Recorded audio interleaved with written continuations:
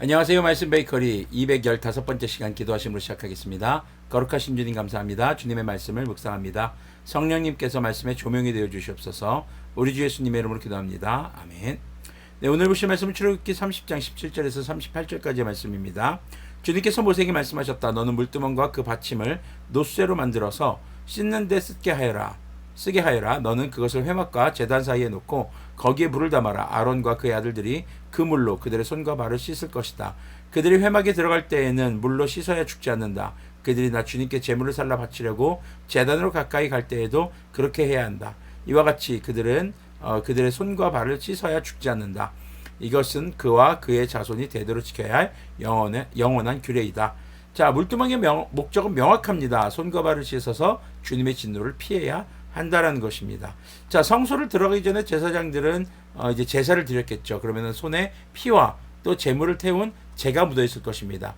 그 짐승에는 죄가 전가되었기 때문에 그 피와 재에는 죄가 있다고 보는 것이죠. 또 주님께 속죄의 제물을 백성들 대신해서 드리게 된다 하더라도 다시 한번 그 제사를 주도하는 제사장이 손과 발을 씻으며 자신의 정결함을 주님 앞에 구해야 했던 것입니다. 자, 그렇게 함으로써 주님의 진노 앞에 죽을 수밖에 없는 그런 자신의 상황에서 구원받기를 간구하는 것이죠. 자, 오늘 현대사회를 살아가는 그리스도인들에게는 이 행동의 거룩함과 동시에 우리의 생각과 마음의 거룩함에 대해서 적용해 볼 수 있을 것입니다. 설령 내가 직접 지은 죄가 아니더라도 나에게 영향을 주는 죄가 있다면 우리는 거기서 벗어날 수 있어야 합니다. 주님을 만나는 예배에 앞서서 우리의 삶을 다시 한번 겸손하게 돌아보고 주님 앞에 끊임없이 우리의 삶을 성찰해보는 그런 자세가 필요한 것이죠. 자, 22절부터 보면은 이제 성별하는 향유, 관유에 대한 이야기가 등장합니다. 주님께서 모세에게 말씀하셨다. 너는 제일 좋은 향품을 취하되 순수한 모략을 50세겔, 향기로운 육개를 그 절반인 250세겔, 향기로운 향초 줄기를 250세겔, 계피를 500세겔, 이렇게 성소세겔로 취하고 올리브 기름 한 흰을 취하여라. 너는 향을 제조하는 법을 따라 이 모든 것을 잘 섞어서 성별하는 기름을 만들어라. 이것이 성별하는 기름이 될 것이다. 너는 이것을 회막과 증거계에 바르고 상과 그 모든 기구와 등잔대와 그 기구와 분향단과 번제단과 그 모든 기구와 물두멍과 그 받침에 발라서 이 모든 것을 거룩하게 하여라. 그러면 그것들이 가장 거룩한 것이 되며 거기에 닿는 모든 것이 거룩하게 될 것이다. 너는 아론과 그의 아들들에게 기름을 발라서 그들을 거룩하게 구별하고 나를 섬기는 제사장으로 세워라. 너는 이스라엘 자손에게 이렇게 일러주어라.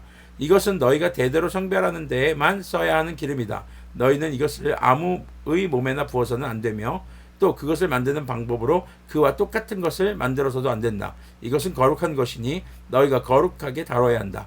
그렇게 섞어 그와 똑같은 것을 만들거다 그것을 다른 아무에게나 발라주는 사람은 누구든지 그 백성에게서 끊어질 것이다. 자, 거룩하게 하는 향, 우리가 어저께 묵상했었던 분향단에서 피우는 향의 재료가 이렇게 등장을 하는 겁니다. 자, 그리고 이제 가루향이 등장을 합니다. 이거는 분향단이 아니고요.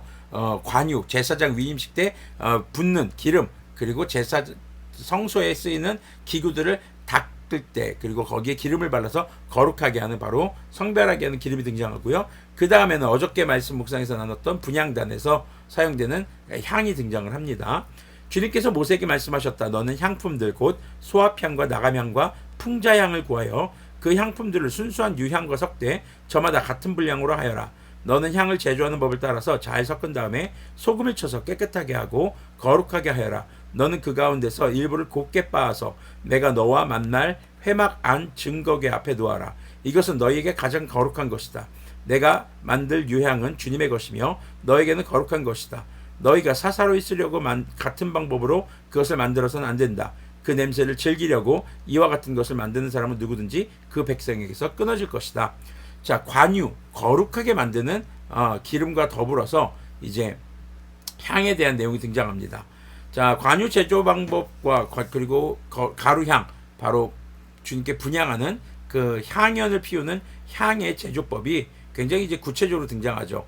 자, 우리가 좀 여기서 우리가 좀 주목해야 될 표현들이 가장 좋은 재료를 사용하라는 것입니다. 그리고 개인적으로 사용해서는 안 된다라는 것이죠.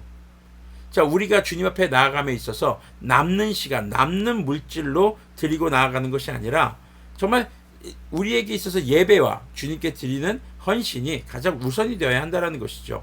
그래서 예배와 말씀을 예배를 통해 말씀을 묵상하고 주님의 말씀을 따라 살아가는 삶이 가장 우선되어야 하는 것입니다. 바로 예배자로서의 삶, 그리스도인의 삶이 우선되어야 하는 것이죠. 자, 그리고 주님께 드려지는 것은 개인적인 용도나 그런 만들어진 드려진 목적에 어긋나게 사용돼서도 안 됐던 것입니다.